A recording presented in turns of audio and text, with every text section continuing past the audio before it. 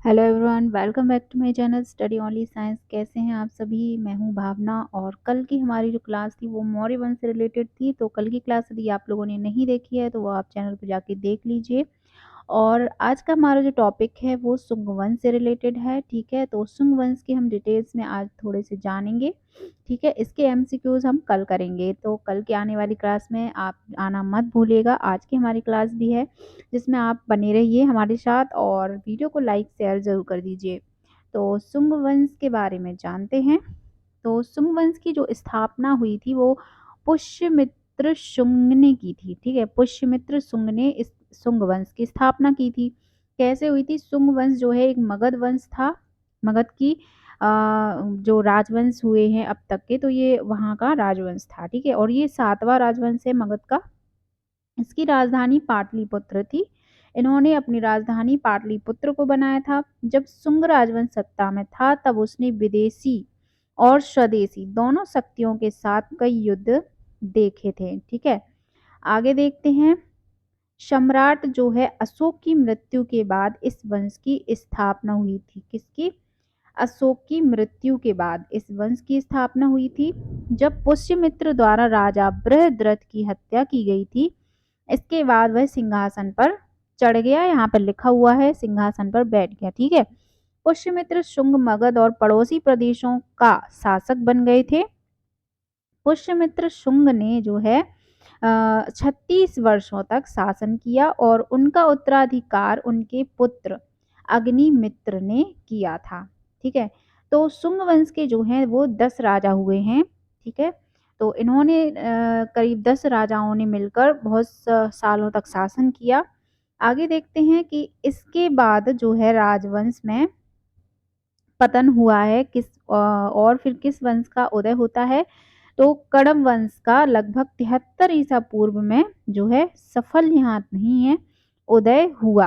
ठीक है, तो 73 ईसा पूर्व में कर्ण वंश का उदय होता है जब संग वंश का पतन होने के बाद। अब ब्राह्मणवाद उनके शासन के दौरान जो है पुनरुत्थान का गवाह बना है। कौन? ब्राह्मणवाद। ठीक है, अब देखते हैं कि बाद में जो है शुंग राजाओं को बौद्ध धर्म के प्रति सहिष्णुता देखी गई। फिर हिंदू धर्म का संरक्षण किया गया।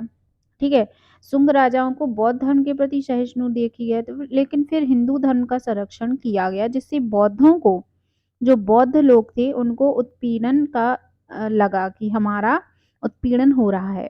ठीक है, हालांकि बाद के शुंग प्रशासनिक तंत्र को पूर्व के गौरव और तेज के साथ संयमित करने के लिए बहुत अक्षम थे, जिसे पुष्यमित्र शुंग ने इस तरह उत्साह के साथ शुरू किया था। ठीक है, फिर क्या हुआ कि उनके शासन के दौरान शुंग राजवंश का विशाल समेकित साम्राज्य विघटित होता है। फिर स्वतंत्र शासक एक दूसरे के साथ निरंतर संघर्ष करते हैं। इसके बाद सांस्कृतिक समृद्धि जिसे वंश ने पुष्यमित्र के समय में प्राप्त किया था, बाद के शुंगों के दौरान वो कमजोर हो जाता है। ठीक है, सांस्कृतिक समृद्धि जो पुष्यमित्र के समय में या उस वंश के कुछ समय तक रहा है, तो बाद के शुंगों ने उस चीज को कमजोर बना दिया था। फिर क्या होता है? कुछ भारतीय विद्वानों ने इस बात का विरोध किया कि रूढ़िवादी शुंग राजा बौद्ध धर्म के प्रति सहिष्णु थे और यह शुंग राजाओं के शासनकाल के दौरान समृद्ध हुआ था। ठीक है, बौद्ध धर्म के प्रति उनकी सहिष्णुता थी और वो शुंग राजा जो है अपने शासनकाल में बौद्ध धर्म को बहुत ज्यादा समृद्धशाली बना चुका था।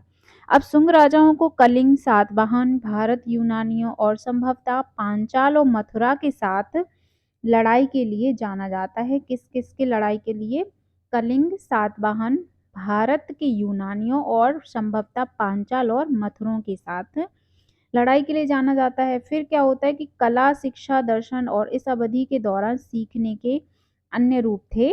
ठीक है, पतंजलि के योग सूत्र और महाभाष्य की रचना, किसकी? पतंजलि के योग सूत्र और महाभाष्य की रचना जो है इसी काल में हुई थी। इसको आप नोट डाउन कर लीजिए।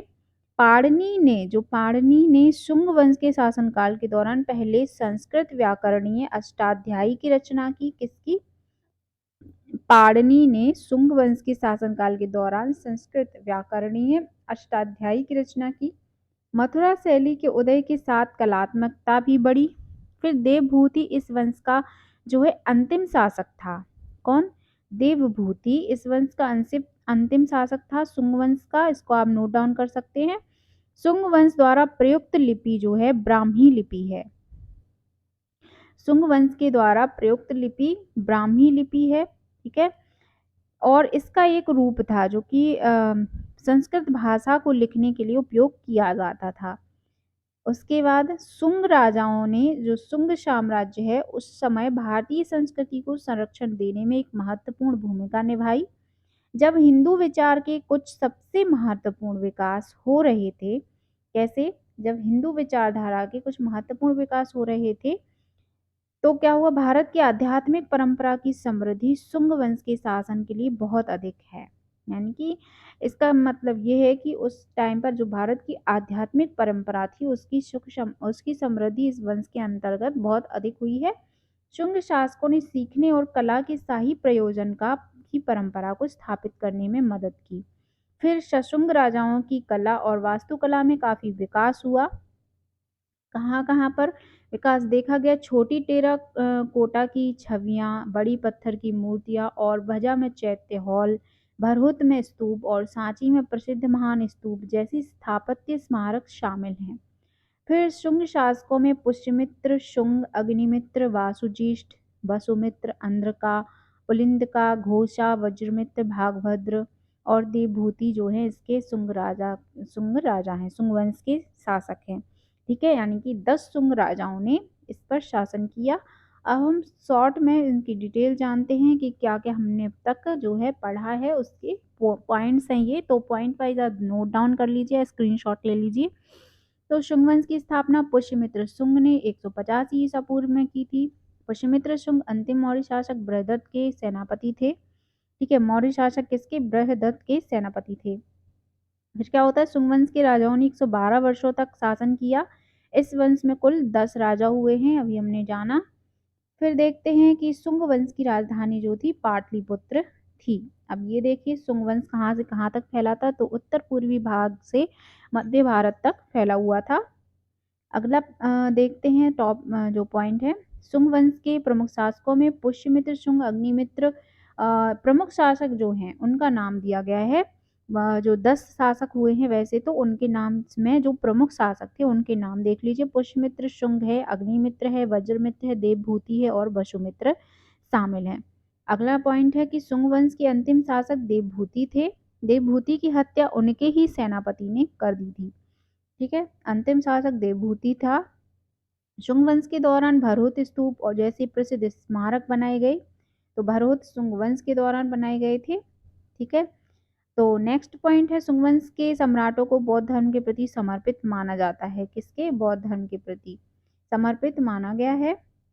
अगला पॉइंट है, शुंग वंश की सबसे बड़ी उपलब्धियों में से एक भारत को हूणों के आक्रमण से बचाना था। तो इनकी ये मुख्य उपलब्धि थी कि भारत को हूणों के आक्रमण से इन्होंने बचाया था। शुंग वंश की ये सबसे बड़ी उपलब्धि मानी गई है।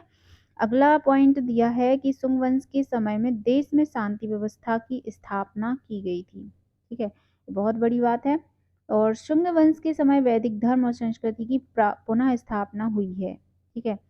तो ये थे हमारे शुंग वंश टॉपिक से रिलेटेड कुछ महत्वपूर्ण पॉइंट्स और हमने इसकी डिटेल्स में पढ़ा है।